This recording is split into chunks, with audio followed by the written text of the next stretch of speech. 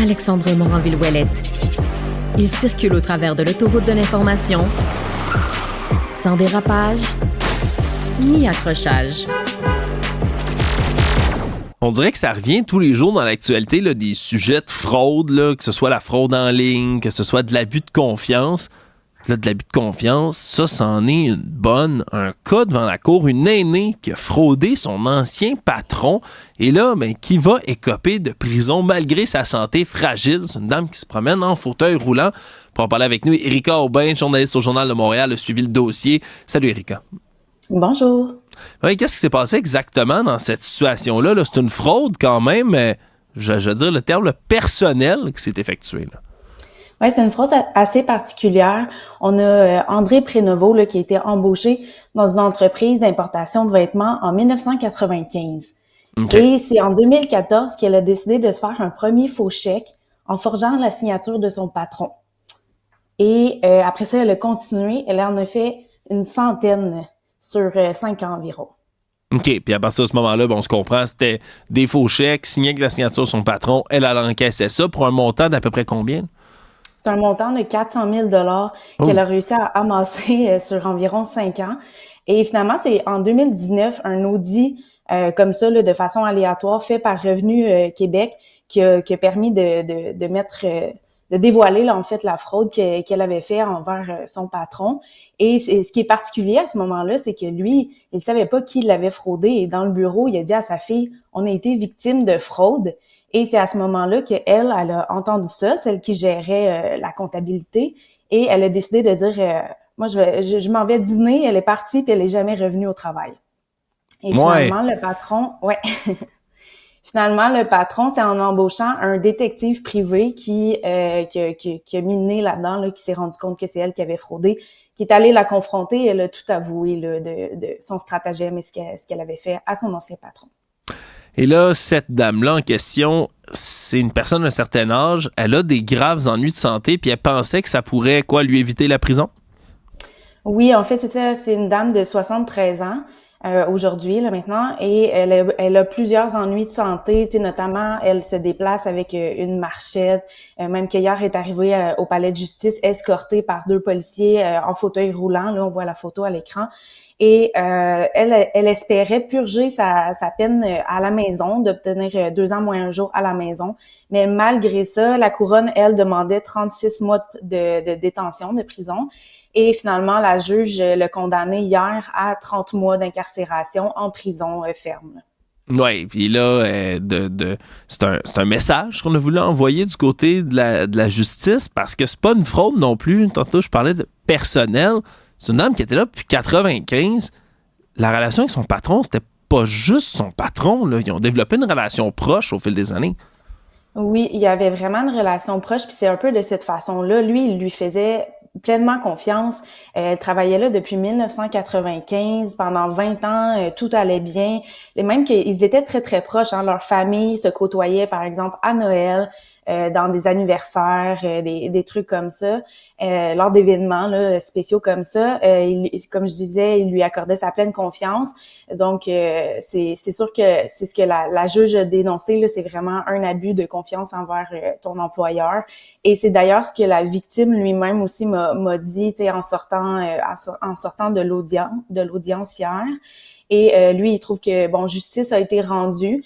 Parce que c'est pas parce que t'es une personne âgée et que tu peux commettre n'importe quel crime et t'en sortir comme ça sans trop de conséquences. C'est ces mots qui ont été rapportés hier après l'audience.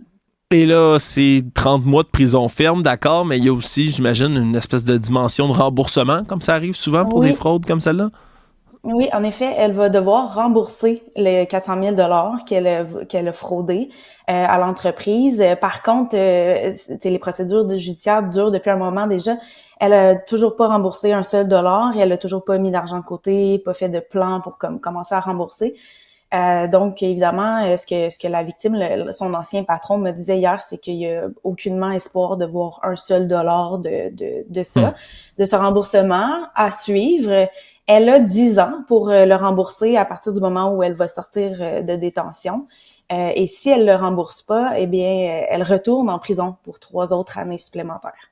Ouais. problème, c'est que là, à 73 ans, je veux dire, là, tu retournes, tu la renvoies en prison pour 3 ans, alors je vais avoir 83 ans. Ouais. Comme dit le patron, c'est un peu plus compliqué de croire qu'elle va même finir par rembourser. Surtout que de ce que j'ai cru comprendre, elle a essayé de se refaire financièrement avec des jeux d'hasard. C'est-tu vrai, ça? Elle a fait quoi? Elle joue au casino? Ouais, quand que la fraude a été dévoilée, elle a essayé de se refaire financièrement, là. Elle s'est mise à acheter des billets de loterie, plusieurs billets de loterie à chaque semaine, à jouer au casino, mais ça n'a pas fonctionné, donc c'est pas comme ça qu'elle a pu se refaire et c'est pas comme ça qu'elle va pouvoir rembourser son ancien patron. Ouais, conseil général pour l'ensemble de la population, si vous avez des dettes à rembourser, allez pas essayer de gagner ça au casino. Allez pas essayer de gérer ça dans les jeux de hasard parce que la plupart du temps, c'est la maison qui va finir par gagner. Éric Aubin, journaliste au Journal de Montréal, merci d'avoir fait le tour de la question avec nous. Bien, merci à vous. Au plaisir. Ouais, c'est vraiment toute une histoire. Puis je trouve que ça s'inscrit dans l'espèce de vague, on dirait qu'on a vu cette semaine. Tu sais, je sais que c'est peut-être moins évident pour quelqu'un qui n'est pas complètement plongé dans l'actualité tout le temps, mais dans le métier que j'exerce, dans le métier qu'on exerce ici à Cube, ailleurs, dans les médias, je sais pas, on dirait une fraude différente. On en voit une, là. Chaque jour, chaque semaine, il y a des nouveaux cas. Je pense cette semaine au cas là, d'un homme qui a fraudé une aînée de 92 ans pour qu'elle vende son condo $1, en plus d'aller y chercher plein d'argent. Une histoire de fou, là. Un gars qui était à découvert. Cette semaine, on a arrêté aussi du côté de la Sûreté du Québec Mégane Lalonde, la fausse vraie avocate du Québec.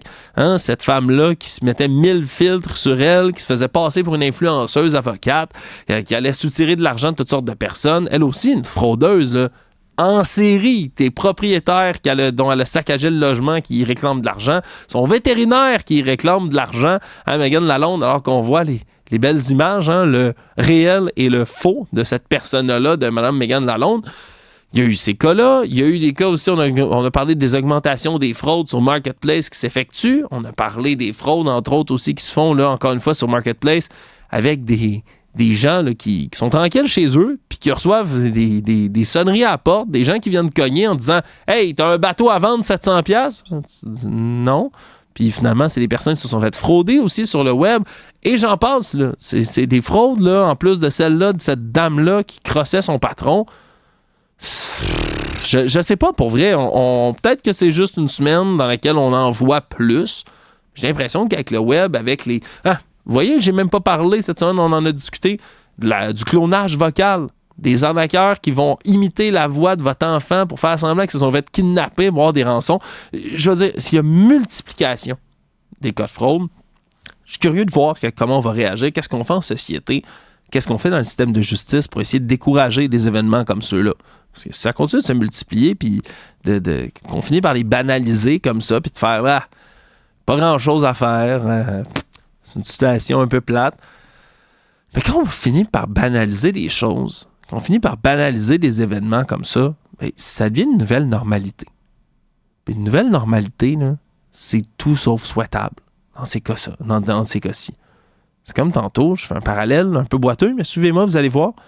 C'est comme tantôt quand Luc Laliberté, notre collègue avec qui on parle de politique américaine, disait il faut continuer à relever, par exemple, les mensonges de Donald Trump ou des républicains. Chaque fois qu'il y en a un qui se dit, c'est pas nécessairement qu'on haït tous les républicains, qu'on est contre toute l'idéologie, tu sais, c'est pas que ça, là.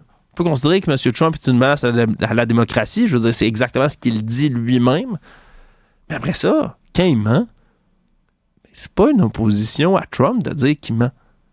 C'est jamais une opposition à qui que ce soit de juste relever un mensonge. Les faits doivent primer. La vérité doit primer. Puis si on commence devant une avalanche de conneries puis de mensonges, de juste se décourager, juste de baisser les bras puis de dire « OK, c'est une nouvelle normalité. Maintenant, il faut accepter ça, puis on ne fera pas plus ce qu'il faut. » Non. Je refuse qu'on vive dans un monde comme celui-là. Puis je suis certain que vous êtes beaucoup aussi à trouver que quand il y a des exagérations, des mensonges de même, la dernière chose qu'on devrait faire, c'est les gober tout cru. Bref, une grosse semaine en actualité encore qui se conclut à cette émission. C'est toujours un plaisir de pouvoir réaliser l'épisode avec toute l'équipe qui se trouve derrière. Florence Lamoureux qui est à la recherche et aux 24 minutes pour l'épisode cette semaine. Jean-François Roy, bien évidemment, qui est derrière la console, qui met toujours toutes les images, les vidéos, la musique, les extraits. Merci à vous aussi d'être toujours aussi nombreux à l'écoute de cette émission. On se retrouve dès la semaine prochaine pour d'autres épisodes.